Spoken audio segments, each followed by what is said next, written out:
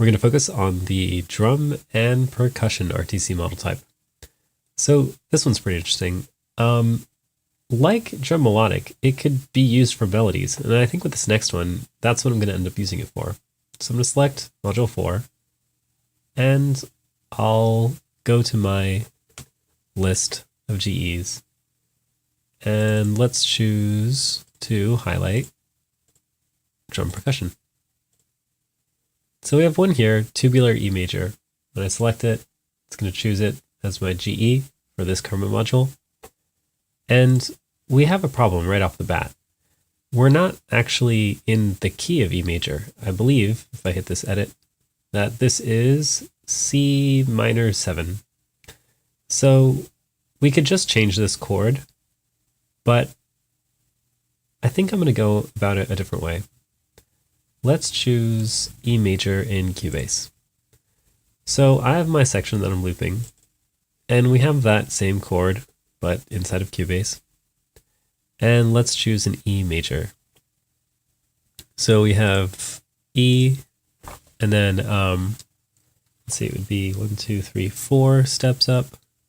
1, 2, 3, 4. And then from there it should be 3 steps up. 1, 2, 3. Okay, cool. So this is actually an E major already. And just to make sure, when we hit play, Cubase should tell me what it is.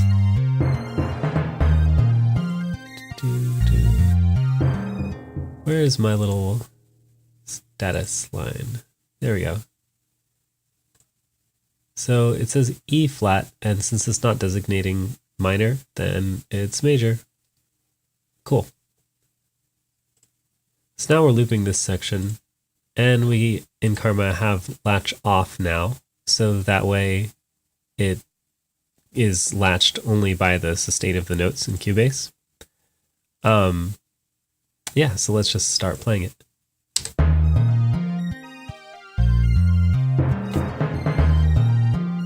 So it gives a very different feel. I like it. And we're not running our drum percussion module just yet. Let's actually stop running these other ones. And let's start running this and then choose the timbre for, what's our output again? Control M. This is module 4. We're going to timbre 9. So let's run this for now. It's pretty funny. So clearly they're using it for melodic purposes. And it won't change actually if we change the chords. In fact, I might as well show you that. Let me just loop a bar over here. So to stop playing.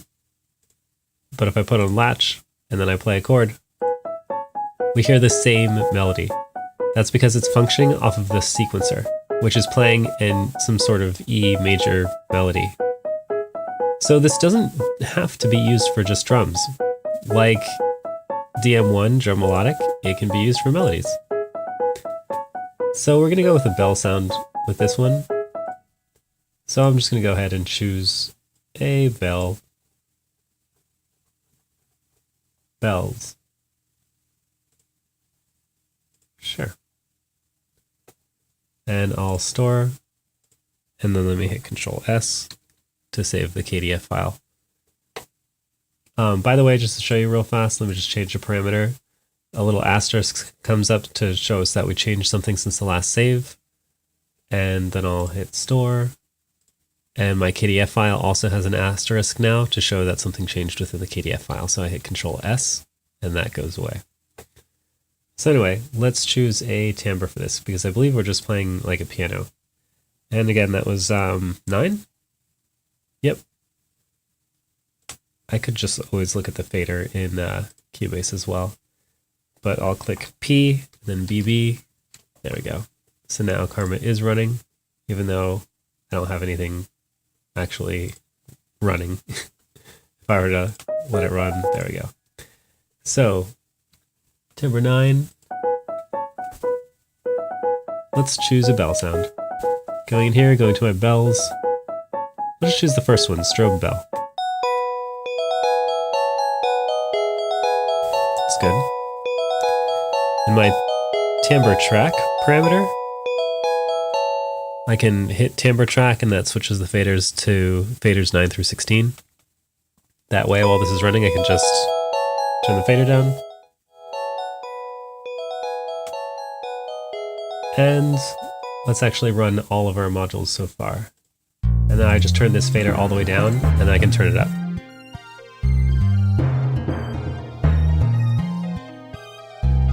Ah, that does not sound in key, so I did something wrong. Oh, you know what? I already know what I did wrong. Let's go into Keybase. I chose, it said E flat. Yeah, we went E. Boom. So E, 1, 2, 3, 4, 1, 2, 3. E major. And it says E. Very good. Excellent. Turn this on back on. And then once Keybase loops around, they'll all start playing again perfectly in key. So let's start checking out our rhythm and swing. Wow, that's nice.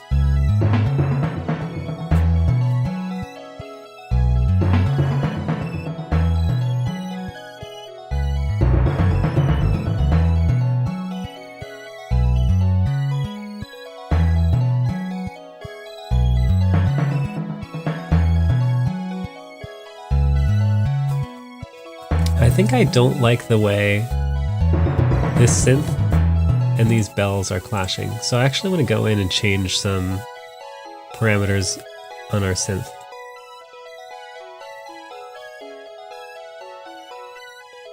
I'm going to take off the pattern random.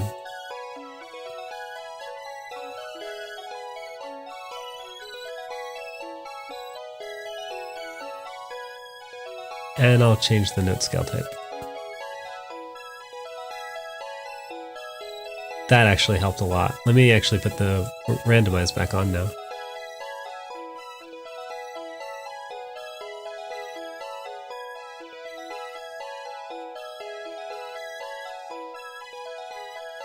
Let's try inverting the phrase.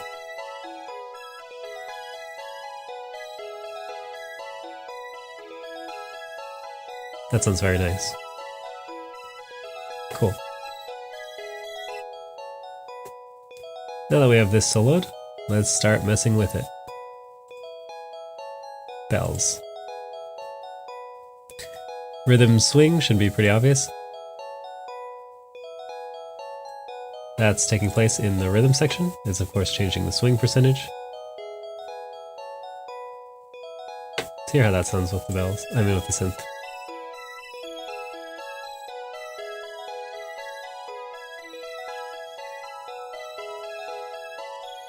I like it. Pattern variation. Let's see which one this is affecting. Is it affecting our rhythm? Nope. Is it affecting our index? Yep.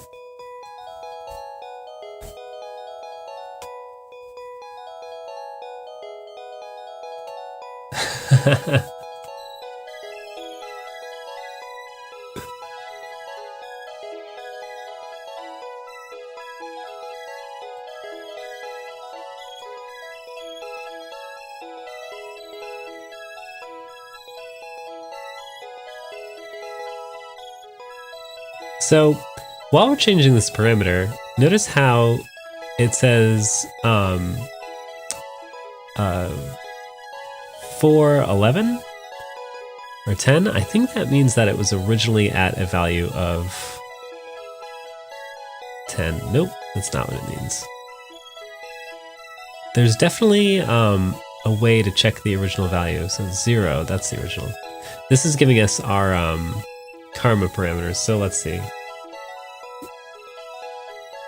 Okay, so I think it's saying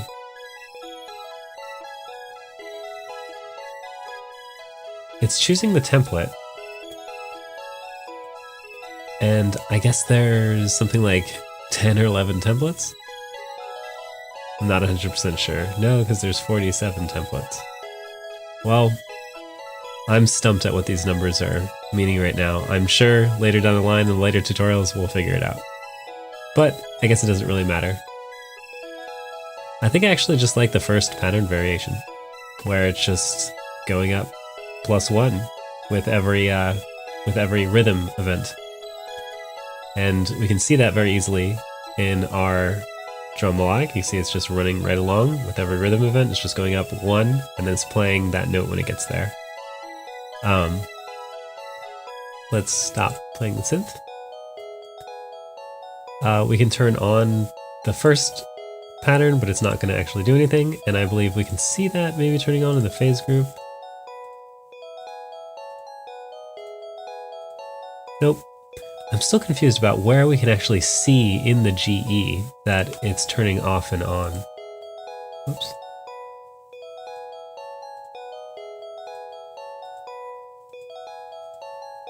Maybe it's something in the controls, in the RT parameters, real-time parameters. Module layer. Performance. Nope. Well, let's check what switch 1 is assigned to. So switch 1 is our drum pattern velocity offset. Okay, so if we go into the drums, and then if I click on this little window here, I don't think I can actually change this parameter live while we're seeing this. Let's just check. But it's going to change our velocity offset right here. So we can't see it, but know that it's 0 right now. X out this window, change this parameter, and now it's at -127. So you see it just basically took the velocity all the way down, meaning no MIDI note is produced. But of course, with this particular sequencer, there are no events in here anyway. So it doesn't really matter whether we turn it off and on, in this case. Something like that is really hard to really understand or see if you don't have the software. That's why the software is so integral to really understanding what Karma is doing. Anyway, we can turn on this very busy one, turn off this very busy one. So you can see when 2 events are placed there, we get a little chord. Let's try switching to the last pattern.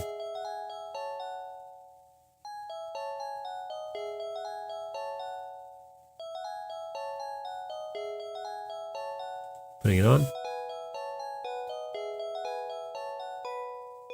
Ooh, keys held equals notes played.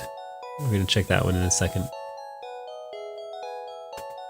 And what else are we working with? Note randomize. Let's check that right now. Yeah.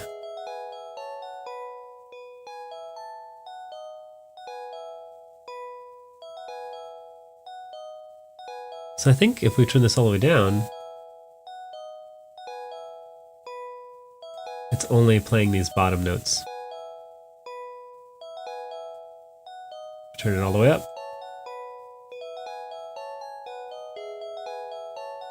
So there's actually not too much randomization going on here,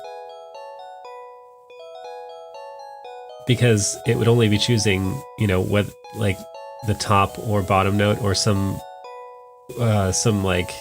probability in between. But since, you know, there's only like 2 stacked events like every so often, it's really not changing much, this randomization parameter. But you do hear that it is dropping notes, because these are skipped events.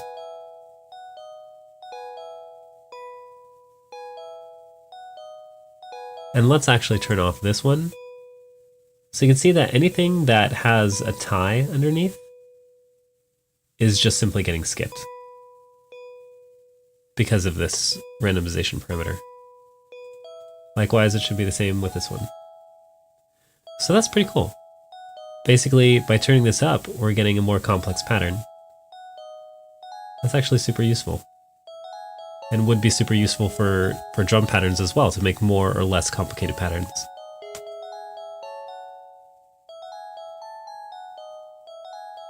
Let's keep it at 0.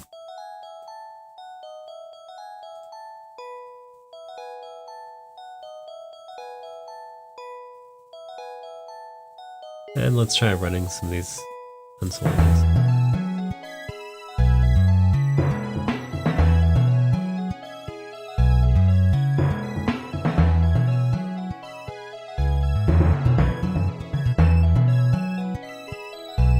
It's really nice. So there's another randomized improvised parameter. Is that just our index? Did we already go over that? Nope. That was pattern variation that randomized the index. So what are you changing? You're changing... Are you in here? Nope. Are you in randomize improvise rhythm? No. Well, it's one of those cases, like, let's just check what is assigned to it. So this is slider 4.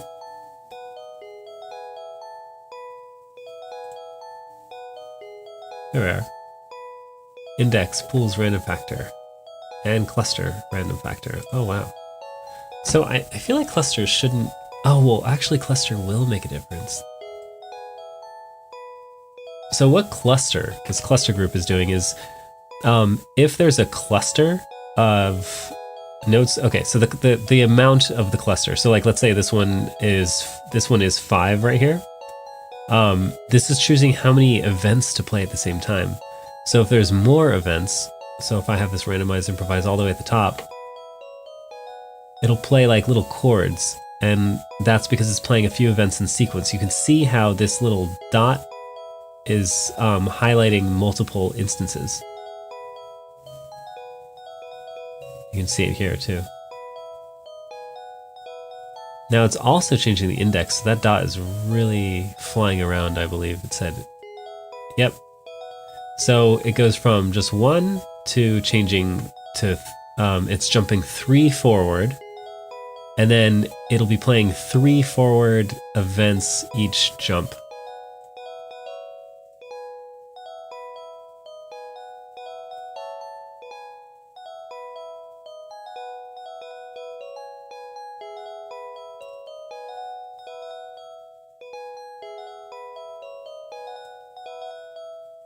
Let's hear how it sounds with the bass.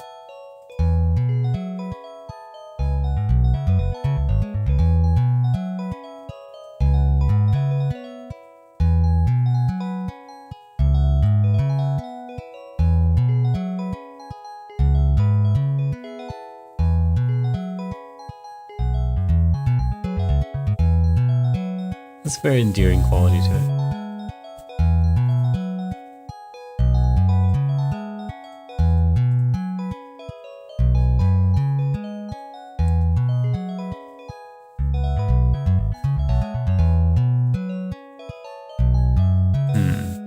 Keep messing with it until we find something good.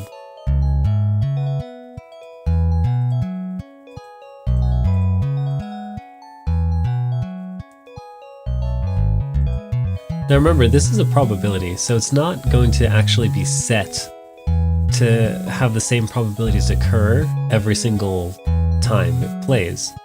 But there is a way to do that in the seeds parameter.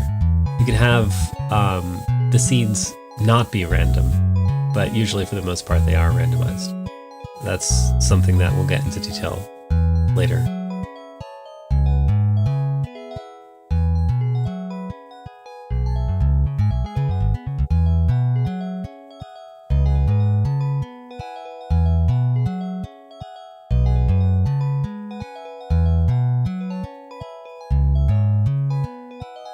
There's little tidbits of things that I like in there, but let's keep going.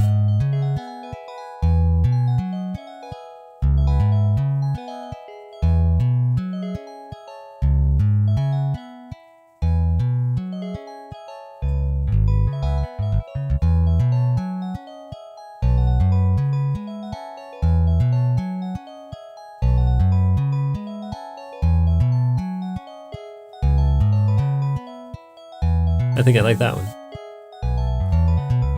Cool. And now we have repeat on and off. So again, that's affecting our melodic repeat in the phase. And right now, none of them are on. And the first one is now on, which doesn't actually matter. And the second one will matter,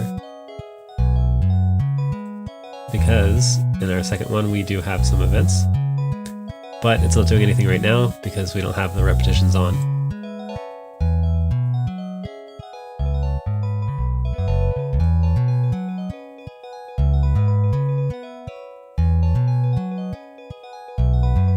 That's really cool. So it's just creating a cool little like syncopated rhythm there. And we're not transposing it at all. We could, if we wanted to.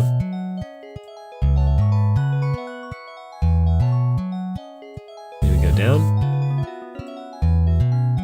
This parameter is important because you can easily transpose something to make the repeats play notes that are out of key. So really like +7, -5, +12, -12, things like that are what you're going to want to stick with, like fifths and octaves. I liked it at 0. I really like that little syncopated thing. And remember, we have the repeat by pattern only affecting the second pattern. So really, we should hear no difference on the third one, other than, you know, kind of randomized the variations that are already taking place from the other randomization parameters. But no repeats are taking place on this one. And we have a value of 26 or 2 right now if I just bring that down to 0.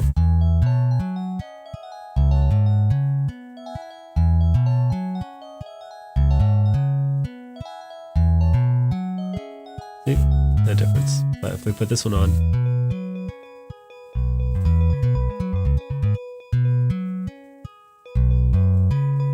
versus 0.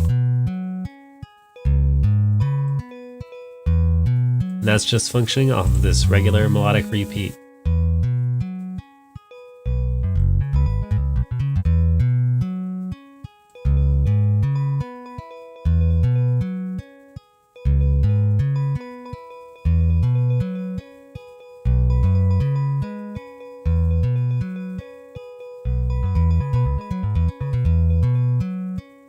So rhythm value right now for the repeats is 8th notes. Let's change that. I have 16th notes. So if we actually bring the repeat rhythm value down and make it really, really fast, 32nd notes, and then bring the repetitions up, instead of 2, we'll have like a bunch. You can see they're all decaying by 3 per event, by 3 velocity points per event, or whatever you want to call it. And we can change that to -6.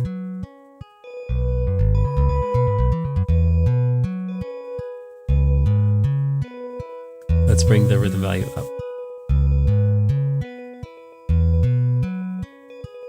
Kind of make it almost like a delay.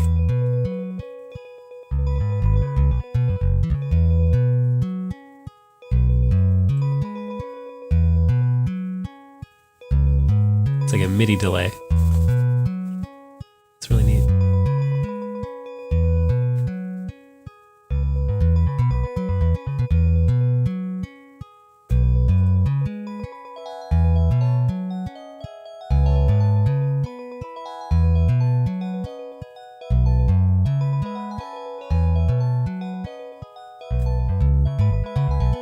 Let's change this back to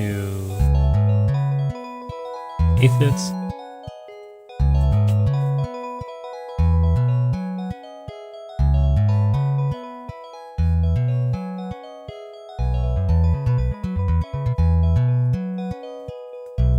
Let's try out bends. Ooh, bend arpeggiated. Oh, wow, that's really cool. So that's simply changing the drum bend mode arpeggiated. Bend direction.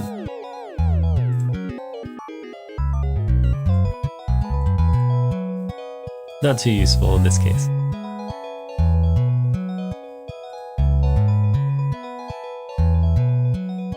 I think I like the decay a little bit higher for our repeated notes in the second pattern.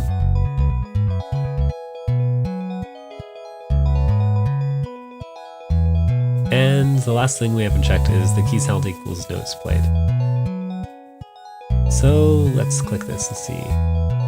What are you changing?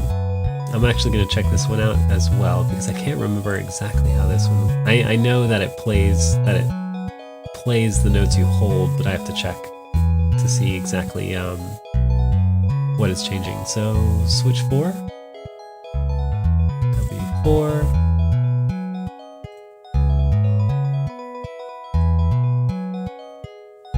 There we are. Rows A. And, whoops. Would that just be this row? So there's nothing in this row. I would assume it would have to be, like, there would have to be data here in order for that to work. Let me see. Well, let's try it out. Stop playing the bass.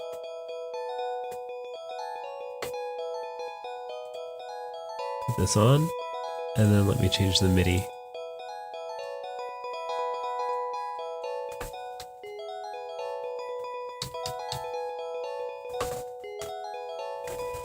Let me reset this.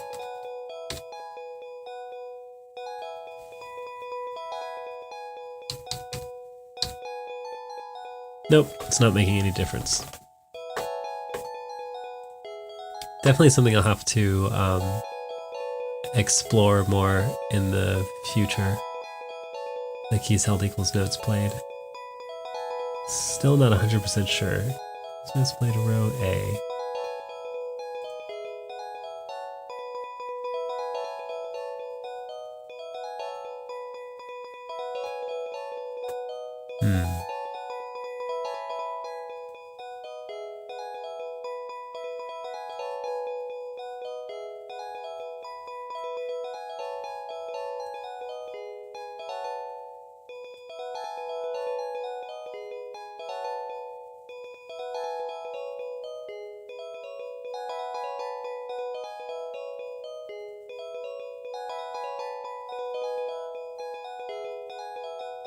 Cool. Alright, well, we spent enough time messing with the drums. Well, bells in this case.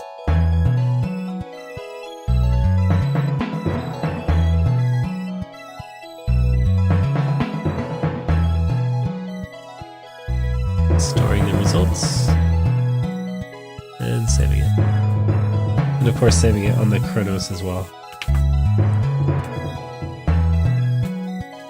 Alright, see you in the next one.